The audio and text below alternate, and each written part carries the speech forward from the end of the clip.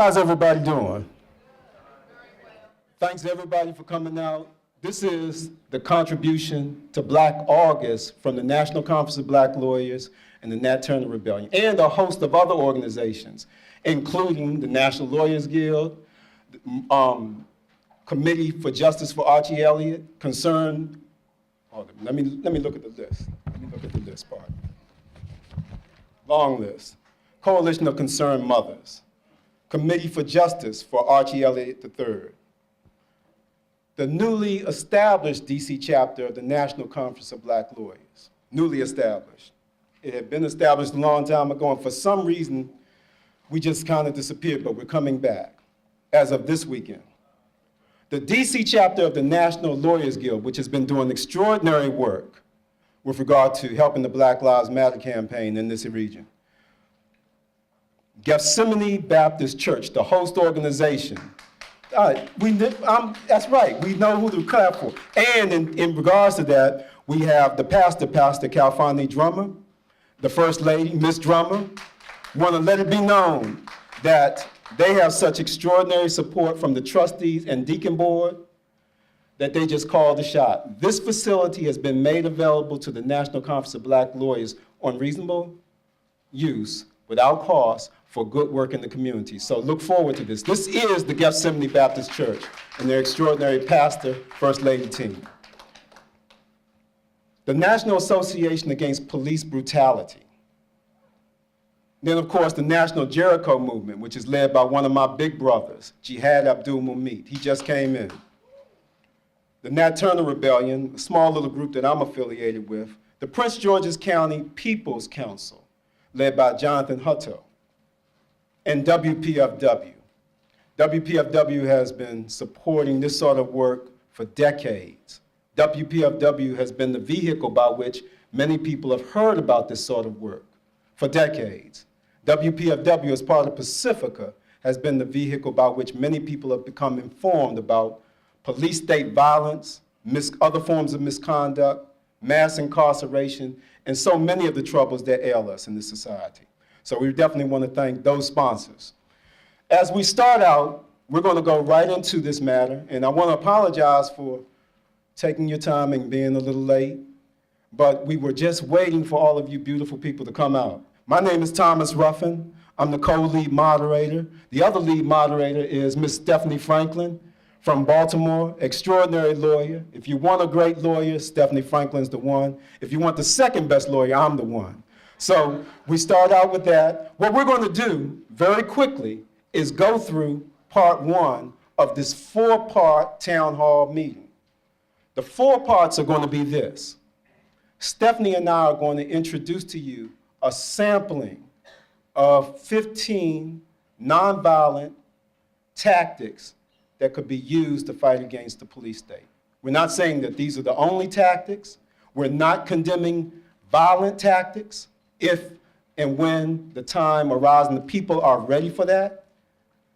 We are recognizing the substantial wisdom that was evidenced by the so-called civil rights movement, the Black liberation movement from the 1950s up until some years after Martin Luther King's assassination, where we saw people with discipline force a change in federal and state laws without killing anybody, without torturing anybody, without kidnapping people, and without holding people property to their detriment. They did it by intelligent progressive work. So that's what we're going to talk about. Briefly go through that. Then what we're going to do is go into 3 different segments where we organize all of you in the groups we represent into action over the next 6 or so months to achieve certain goals. The first action will be freeing federally convicted political prisoners. And the reason why we're focusing on that is that Obama has the sole authority to just let them go. And he's going to leave office on January 20th. So Jihad Abdul-Mumit will be the lead moderator on that. That'll be part 2. Part 3 will be our effort to fight against this wicked, clearly evidenced police-state violence where people are being murdered and it's being recorded on videotape, and we see the murders on YouTube. Well, I see my leader, Adwa Ayatero, the former leader of the National Conference of Black Lawyers. Please give her a hand. She is one of the baddest people you will ever see. Okay. And then lastly, what we're going to deal with is sentencing reform or mass incarceration. And when we deal with sentencing reform, very quickly, we're talking about dealing with Congress and the Maryland General Assembly. When we're dealing with fighting police brutality, murder and so forth, we're dealing with Congress, the Maryland General Assembly, the City Council, and Baltimore City Council. Now, the reason why I'm saying that is the Baltimore City Council and DC Council, along with the Maryland Legislature and the Congress, have authority to regulate police and how they work. But with regard to sentencing, how you go to prison, for what you go to prison, and when you come out, in Maryland and DC, that's only regulated by Congress and the Maryland General Assembly. So that's where we're going. And Stephanie and I, we're going to start real quick with a summary of these first 15 points. Why don't you do it, Stephanie? So good afternoon. It really is a pleasure to be here with everyone today. I'm going to stand in the corner because I don't want to have my back to anyone.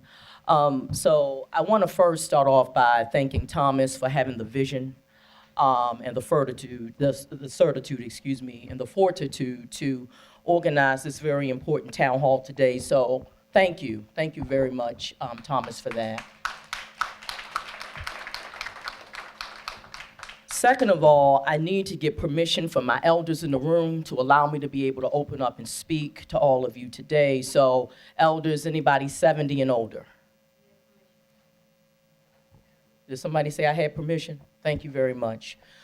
So Thomas has, for this first section, a number of topics that we're looking at regarding aggressive protesting and public reform and public relations. And so I want to start off by framing it in a human rights framework, because we're beyond civil rights, right? That's right. We're beyond civil rights. This is a human rights issue that needs to be addressed.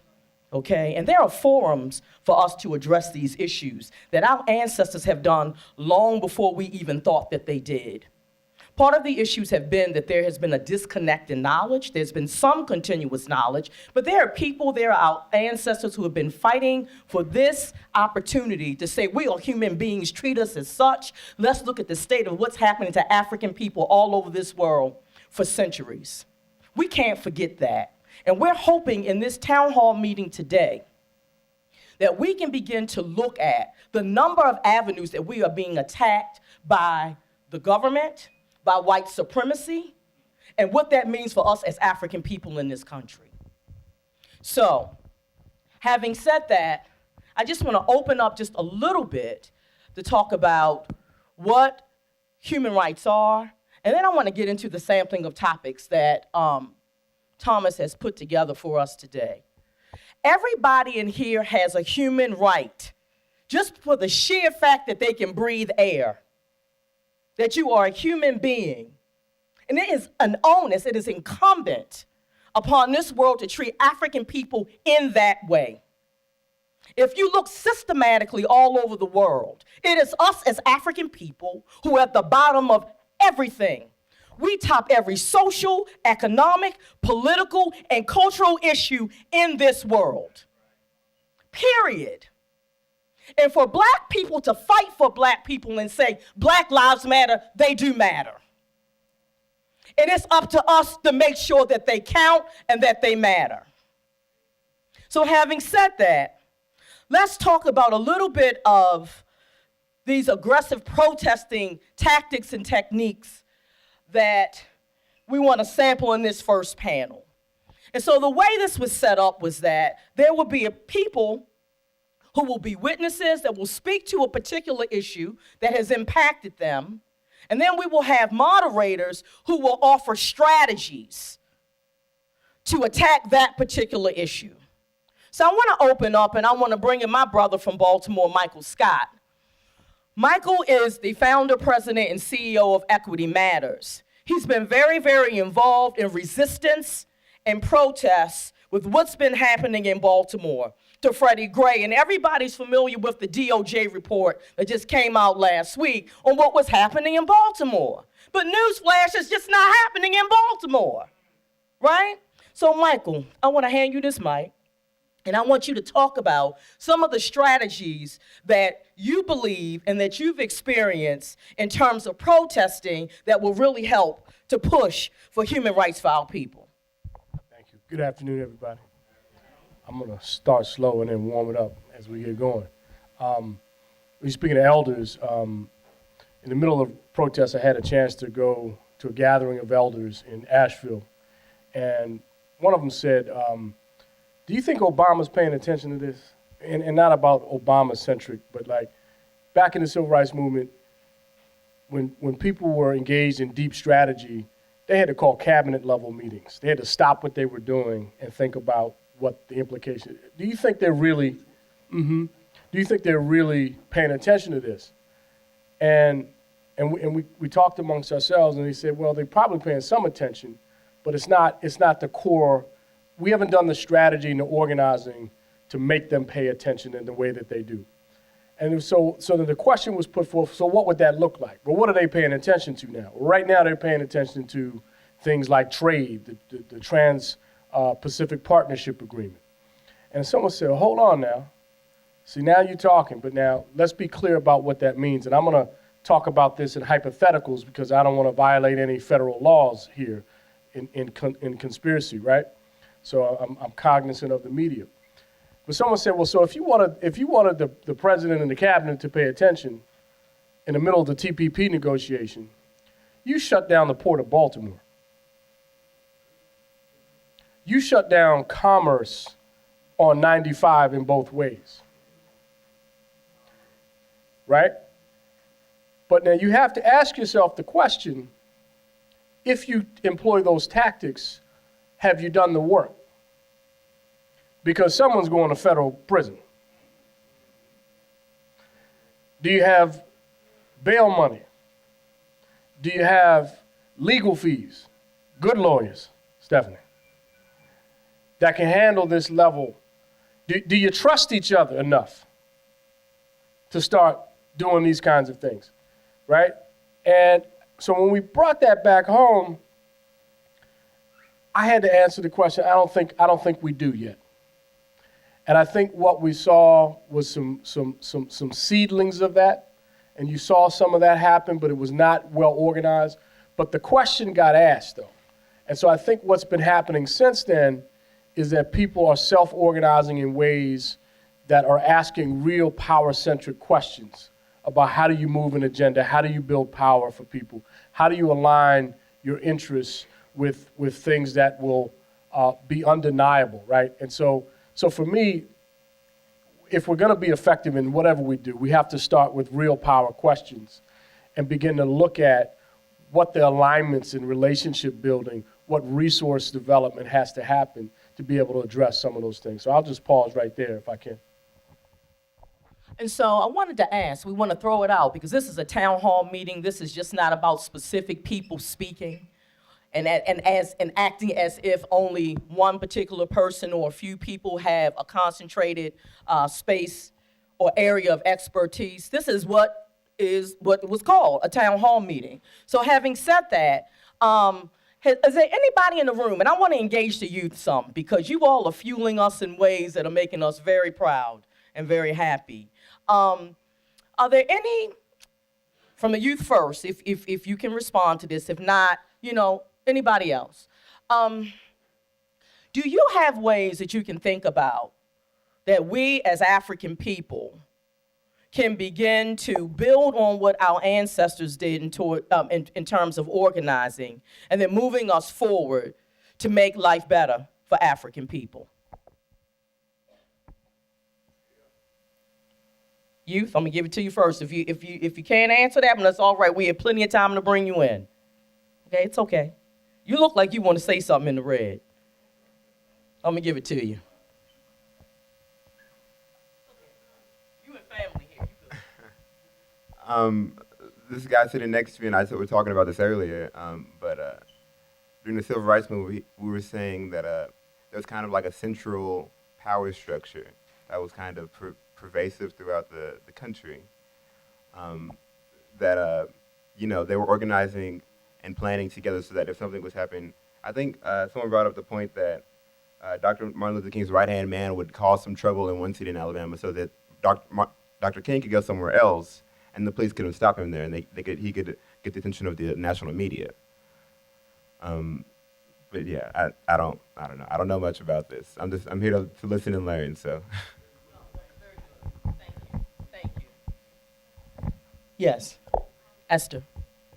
Hi, I just wanted to say that one of the things that I talked about when we were talking about the town hall is the fact that our young people are kind of organizing and coming together in organizations, not just in terms of the large mass actions you see reported on, but recently they created a whole platform for the movement for Black Lives. And this involved, I think, either 30 or 50 organizations more than a year to put together a very comprehensive platform that would talk about a range of things, not just police state murder, but also issues like Flint, environmental justice. And I don't want us to kind of get out of here or be in this space without acknowledging that, because these were organizations that were mainly young people. And so that's why I wanted to bring it up on your question. Ms. Frank? Thank you, Esther. Frank, Yes. Yes. Excuse me, can you kind of repeat the question a little? Because I was following you to an extent. But Okay. So I just want to get your thoughts on how you think we can continue to build off of the rich legacy that we've created generationally for centuries. How do we do that? I really feel like a lot of it, at one point in time, it came from us being excluded from certain things during like the Jim Crow era. So it caused a lot of our own people to build our own institutions that were really like neighborhood based. And I really feel a lot of it, what we really have to get back to is establishing that economic base so we can dictate things within our own community, and not just in our community, we can build off of that and expand it globally so we will not have these incidents where we are being openly executed in front of the entire world to see. Yeah. I'm up. Yes, sir. This ain't home. I'll make it plain and simple. We are a diversified group. We organize as a result of rape and abuse and all variety of stuff, but primarily kidnapping. We was kidnapped. They snatched us up out of Africa as a result of a sale, a deal that was made. And we were brought here to establish their country physically, because we physically capable. Okay, so we're gonna look past all that. We're up to date. The bottom line is we have integral problems between one another. And once we are able to finally unify ourselves, then we have a battleground, or we have a battle tactic in order to assault these injustices that's being laid upon us. That's my opinion. Now, that ain't gotta be right, but the bottom line is, if you don't stick together, you ain't got nothing coming. Because you can't win a war alone. So our issue is situations such as these, where people come together, exchange ideas and sentiments and concepts and proposals. This is what we gotta do, and we gotta do it with regularity. I appreciate it. So we Thank have you. 2 here, and then we have 3 people. And then 4. Okay. I would say you saying now to keep the movement going. It's not so much a movement, it's just teaching the younger generation how to have respect for the law, but you're going to have problems. It's not a perfect world, but we have to be prepared to deal with all situations that come at hand.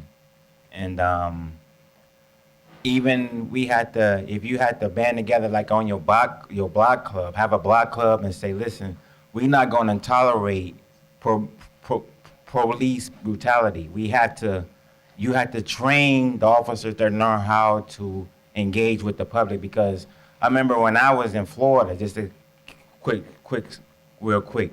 And I was asking them at the police station, I said, why you want to be a police officer? And they was coming up to me saying, well, I want to be when the action is. And I said, what you going to do when there's no action? That day when there's no action, you should be thanking God that you don't have to use your gun.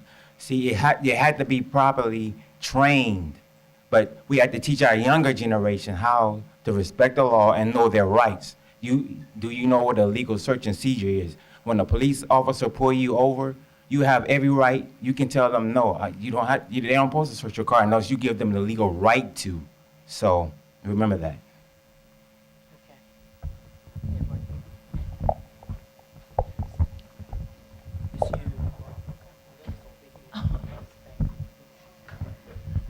Hi, I want to go back to the point the gentleman made when he started. I think that we do have to develop more consistent demonstrations, activist actions in the public eye to get the attention, not just of the government, but of our people, and not just black people, people all across. I think that what I've been hearing a lot of lately is maligning Black Lives Matter. We have to stand up against that.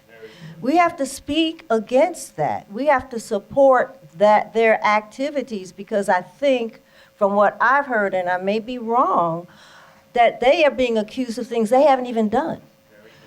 So I think that we have to develop a very active campaign, both in the street, but also speaking out and giving our feedback.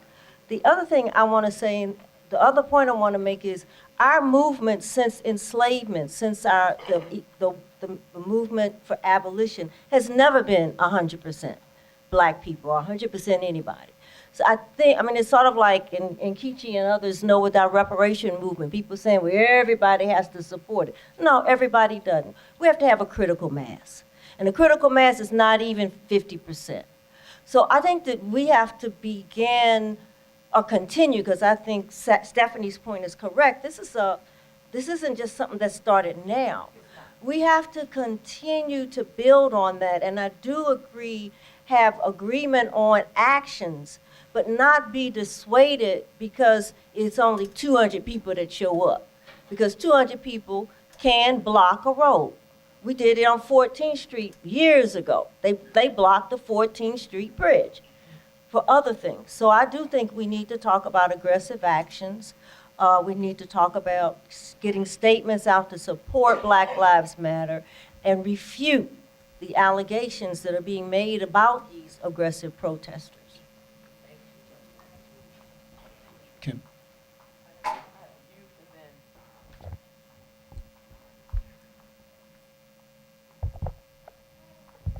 Okay, so I'm very new school, but I do think that it's important as a movement that we adapt and that we progress. I think that as you look at in 2016 in the political landscape and even in the corporate landscape, we see things like Uberization. You see things like the business of Uber, how they use the internet and how they use social media.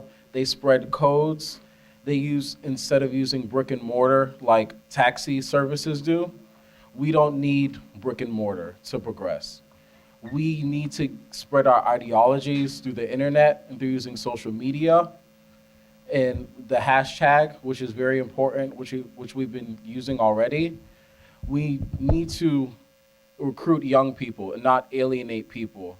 We need to remember to be cognizant of all Black lives, not just older people, not just males, not just younger people, not just straight people, and there are also people who are scared to be violent. There are people who don't want to be nonviolent. We have to recruit everybody, and we have to do this through spreading our ideology in alternate ways, in more modern ways. So that's just my 2 cents. Thank you. We have 1, 2, and then we have to move to the next panel, okay? So hopefully you'll be able to answer or make your comment then, because we have to move to the next panel, okay? So I do need to say this to you because we did not clear this up at the beginning. Everybody doesn't want to be taped, okay? Everybody doesn't want to be taped. So if you have a problem with being videoed, please let myself or Thomas know, okay? All right, thank you. Audio only. Greetings, family, nation, community. As the sister said, critical mass doesn't take everyone. The statement, we all have to stick together. Children, according to PBS, got in the streets in Selma 50 years ago. Children got in the streets in Baltimore last year. And the people in the front line prayed. Most people don't know our history. The Olmec, O-L-M-E-C, we came here in boats, taught the people here how to build pyramids from Mississippi down to Brazil. So if you don't know the history, all you think of is slavery. We created trigonometry, pi, and calculus before it was even a Greek civilization or Roman civilization. So you need to be very proud and pull the National Geographic books, Great Religions of the World, and that has something to do with Abraham being the great patriarch of Judaism, Islam, and Christianity. But the Olmec, O-L-M-E-C, we were here in America before anybody, and so you have to be very proud and disregard the butler and the help. The solution comes down to reestablishing Article 3 of the Constitution and using the 10th Amendment where it says, or the people. We already are separate from the American government. The British had to vote to be separate. But the 10th Amendment says, or the people. It's a contract. Absolute rights, William Blackstone, look him up. Our rights existed before the Constitution of the government was created. Wills versus the state Michigan of police. The independent man cannot be named in a statute. The cops have no jurisdiction. Ronald Reagan, Executive Order 12407, 1983. Oh, I know my rights. You know nothing. There's a tidal wave wall of books that lawyers don't even know all the laws and codes that I'm dropping. Excuse me, brother. Excuse me, brother. Hey, you're being very eloquent. Can you please, and you're being eloquent and poetic, would you please offer a specific suggestion as to like a tactic or strategy, whether you want to be poetic or not? We're about to close this, and I don't want to cut you off, and Stephanie doesn't either, so go ahead. I apologize for interrupting. I said in the opening, or in the middle, you reestablish Article 3 of the Constitution, which is the common law. There are no Article 3 courts. You're dealing in Article 1 commercial courts, and they have no standing or stature in any matter against a private man or woman that is autonomous. So if we reestablish Article 3 with these town hall meetings, let me make it very explicit. We need to have town hall meetings before the early voting in September, late September, according to CNN. And once you have a town hall meeting and you get enough signatures, we can elect Stephanie or Nikichi Tioff or JoJo on the corner as the election board governor and the judge. And let me say this. WTOP said 3 months ago that mayor of D.C. may not be properly seated because the paperwork is not properly signed and in order.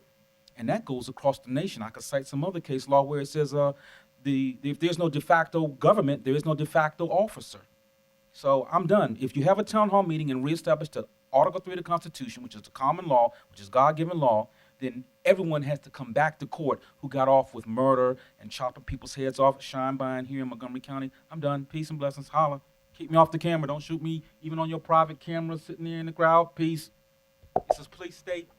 Thank you, thank you. And we have one last comment from Randy, and then for this session, and then we're going to close it out and move on to the next panel. I'm going to try to do this in 60 seconds. One thing that we could do and must do is we must have youth-oriented organizations within existing ones. The NAACP, when it used to do something, had this. The SCLC had it, which is sort of how, it was a part of where SNCC came in, although they weren't under anyone, but they were sort of fed by. We have to have our organizations literally function like baseball leagues, where you have the semi-pros that they know are going to be brought in. We need to look at every child from the age of 5 as a potential leader and put them in our groups, have them sit in meetings. And the only other thing I was going to mention, we have existing institutions that are dormant that could be brought back to life.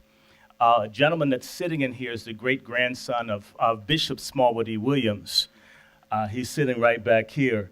Bible Way and other such entities throughout the movement, we had places that were receptive to the youth and to the movements, whether you were a believer or not. We need to challenge these institutions that are funded by our community to be involved or to become irrelevant. I'm finished.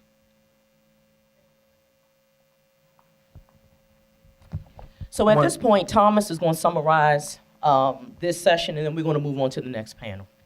Well, thank you for all of that, because everybody's comments were largely informing the list of tactics that we offered.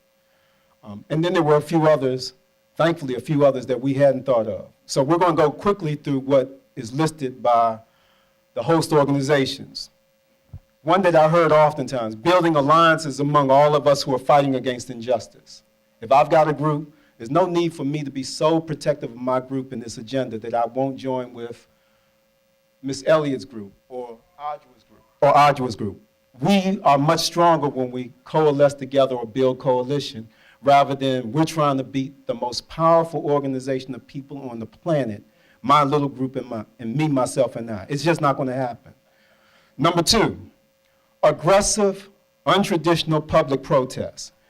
My brother here talked about, first of all, what I just referred to, bringing everybody in and then being willing to aggressively use whatever resources we have up to the moral limit of our struggle. Then, number three, similar to that, but when we think about the more traditional forms of nonviolent protests. And the only thing I'm trying to make a distinction is, sometimes, typically, we get a license from the police state to march in the street, as opposed to the unconventional or non-traditional, very, very aggressive, the police state finds we're marching down Pennsylvania Avenue in the middle of rush hour, and when they go to address that, we block 14th Street Bridge.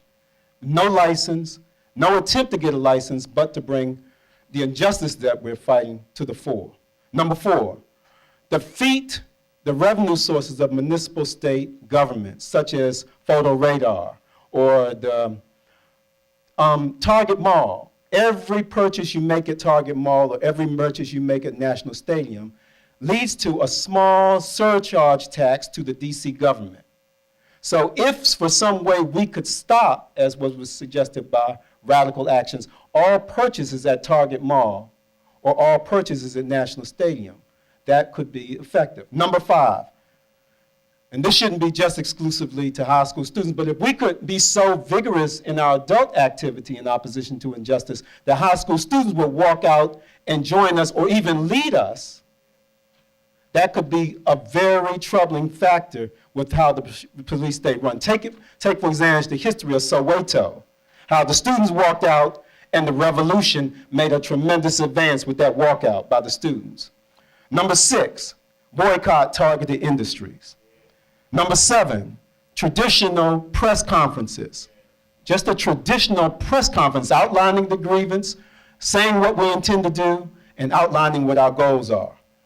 Number seven, social media educational broadcasts, which are more or less the same, except we use the modern technology beyond just a traditional press conference. Number nine, lobbying, begging, petitioning, pressing, arguing, cussing out legislators, public officials, and others to persuade them to make policies that we want.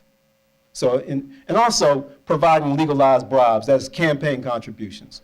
Number 10, education, by way of the likes of Esther, Avera, at WPFW Radio. You see what I'm saying? Or WOL Radio, or PBS, so forth. Number 11, letter writing and emailing. I just looked at my dear friend Renee Bowser. She used to be the leader of the DC chapter of the National Conference of Black Lawyers and the National Lawyers Guild. She would studiously have us fill letters, envelopes that we were sending off, not just to our members, but to government officials to address the problems that we had to deal with. And that sort of nitty-gritty work is effective. Number 12, telephone lobbying. Call these people up. Let them know that we're going to keep calling them up, even when they avoid our calls and so forth. Number 12, petitioning. This is where Stephanie really takes a keen interest, and actually all of us in the National Conference of Black Lawyers, petitioning United Nations committees and the United Nations Human Rights Committee to address our injustices. They don't have the power to step in on the government, but I want to give you a quick example. When Ferguson was in an uproar, then Attorney General Eric Holder went to Ferguson and said, we're going to deal with this. We're going to bring in an investigation and stop this. When that happened, that wasn't by accident. At the same time, a large number of black folk and other people from this country were in The Hague, Switzerland, before the United Nations Committee on Torture, and also lining up to be before the United Nations Committee on Political and Civil Rights. And the government was so concerned about that effort that they immediately went to Ferguson to declare that the Justice Department would act. And they did that so that the ambassador to the United Nations could say that the U.S. is addressing the problems, hence the United Nations doesn't need to weigh in on it. That is what started it. Our pressure in Ferguson, which surprised all of us, I bet, and then that organized effort going to Switzerland to talk to the United Nations at The Hague.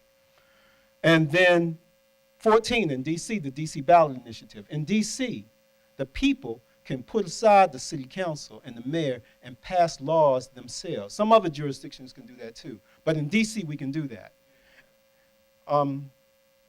There was recent legislation proposed for the ballot to decriminalize the use of marijuana. As soon as Mayor Bowser saw that that was going to be on the ballot and pass, she took it to the council and they passed a watered down version that provides these rights. We still need to be mindful. Did we get what we want? If not, we need to go to the ballot. So we don't stop. In other words, we don't trust people who are political prostitutes. And number 15, this is for specialized lawyers like Ms. Ann Wilcox of the National Lawyers Guild, or my leader, Adjo Ayatoro. Sometimes lawsuits can be a vehicle to get a judge or higher court judges to agree with the public sentiment that what is law should not be law, or what is not law must now become law.